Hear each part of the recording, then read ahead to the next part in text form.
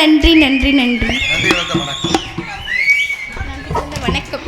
முருகன் குமரன் குகன் என்று மொழிந்த முருகம் செயல் தந்து உணர்வென்று அருள்வாய் பொற புங்கவையன் புவி பரவும் குண பஞ்சரனே. இப்படிப்பட்ட பெருமைக்கெல்லாம் உரியவர். அப்படிப்பட்ட என்னவரை எங்கு நினைத்தேன் என்று தெரியுமா?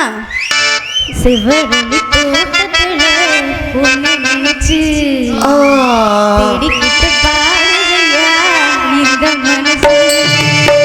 சிவரளி தோட்டத்திலே உன்னை நினைச்சு